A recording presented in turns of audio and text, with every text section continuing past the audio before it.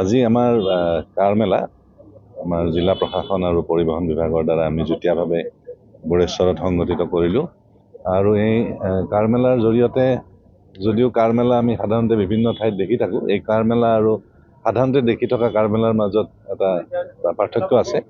এই কাৰ মেলাৰ জৰিয়তে আমাৰ চৰকাৰী বেচৰকাৰী 15 বছৰতকৈ অধিক যিবিলাক গাড়ী হৈ গৈছে, সেই গাড়ীখিনি আমি স্ক্ৰেপেজ পলিচিৰ জৰিয়তে আমি সেই গাড়ীখিনি আমি তেওঁলোকক আজি আমাৰ ইয়াৰ মাজত আমাৰ ৰেজিষ্টাৰ্ড ভেহিকেল স্ক্ৰেপেজ ফেচিলিটিজ অৰ্গেনাইজেশ্যনৰ মানুহ আছে, তেওঁলোকৰ জৰিয়তে আমি গাড়ীখিনি স্ক্ৰেপ কৰিব বিচাৰিছোঁ। কাৰণ বহু ক্ষেত্ৰত গাড়ীবিলাক পৰি থাকে বা বিভিন্ন ধৰণৰ তেওঁলোকৰ ডিউজ থাকে, ফাইন থাকে, যাৰ কাৰণে গাড়ীবিলাকে তেওঁলোকে ছেটেল কৰিব নোৱাৰে বা এইবিলাক এনেই পেলাই থৈ দিয়ে বা 15 বছৰ পিছতো কিছুমানত চলাই থৈ দিয়ে য'ত প্ৰদূষণ আদি হয়।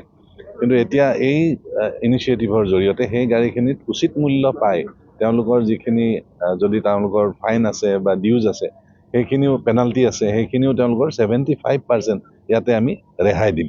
গতিকে ইয়াৰ জৰিয়তে আমি ইতিমধ্যেই প্ৰায় চৰকাৰী গাড়ী 30খনমান আজি আমাৰ ইয়াতে স্ক্ৰেপেজত যাব আৰু ইয়াৰ উপৰিও আমাৰ প্ৰাইভেট যিবিলাক কমাৰ্চিয়েল ভেহিকেল আছে সেয়েও প্ৰায় 20খনতকৈ অধিক এতিয়ালৈকে যোগাযোগ কৰিছে। গতিকে মই ভাবোঁ আজি প্ৰথম পদক্ষেপ হিচাপে এইখিনি আমাৰ কাৰণে যথেষ্ট আৰু ই ৰাইজৰ মাজত যথেষ্ট সজাগতা কঢ়িয়াই আনিব। তামোলপুৰ জিলা প্ৰশাসন আৰু তামোলপুৰ পৰিবহণ বিভাগ দুটা মিলি পেলাই এটা কাৰ মেলা ইয়াত আয়োজন কৰা হৈছে। কাৰ মেলাটো একচুৱেলি ৰিলেটেড আমাৰ স্ক্ৰেপেজ পলিচি ইয়াৰ লগত জড়িত আছে, যিহেতু আমাৰ অসমত 2022 চনত মটৰ ভেহিকেল স্ক্ৰেপেজ পলিচি আছে থ্ৰু RVSM। ইয়াৰ যোগেদি 15 বছৰ পুৰণা গাড়ীবিলাকক মানে স্ক্ৰেপ কৰি পেলাই ইয়াৰ পৰা যিখিনি বেনিফিট পায়, এই বেনিফিটটো ৰাইজে এতিয়াও সজাগ হোৱা নাই, যাৰ ফলত স্ক্ৰেপ কৰিবৰ কাৰণে মানুহবিলাক আগবাঢ়ি নাহে।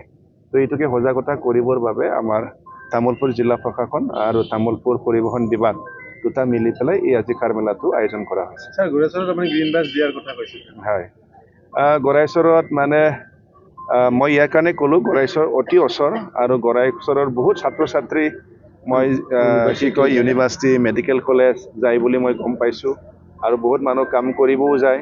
আৰু কেইদিনমান আগত মই মন্ত্ৰী হোৱাৰ পিছতে গোৰেশ্বৰবাসী ৰাইজে মোক STC বাছো খুজিছিল আৰু এখন STC বাছৰ ব্যৱস্থা মই কৰিছিলোঁ, ৰাইজে ইতিমধ্যে পাইছে। আৰু আমাৰ ডিচেম্বৰ মাহত 100খন গ্ৰীণ বাছ অহা কথা আৰু ইতিমধ্যে 60 বাছ ইতিমধ্যে আহি পাইছে আৰু 40খন বাছ আহিব। আমাৰ সন্মানীয় প্ৰধানমন্ত্ৰী ডাঙৰীয়া তেখেতে জানুৱাৰী প্ৰথম সপ্তাহতে এই বাছটো উদ্বোধন কৰিব দিল্লীৰ পৰা। লগে লগে আমি 100খন বাছ আমি অসমত উদ্বোধন কৰিম আৰু এই 100খন বাছটো আমি গুৱাহাটীৰ আশে পাশে জেগাবিলাকতে দিম।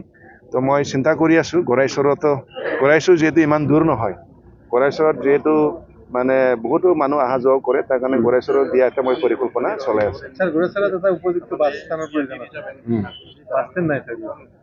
এইটো যদি STCৰ মাটি আছে চিন্তা কৰা যায়, যদি STCৰ মাটি আছে তো চিন্তা কৰা যাব। মাটিৰ প্ৰব্লেম অলপ। STC বাছবিলাক মানে থানাৰ আগত ৰাখিব লগা মই বিষয়টো জানি লম, STCৰ মাটি আছে না নাই মই এইটো জানি লম।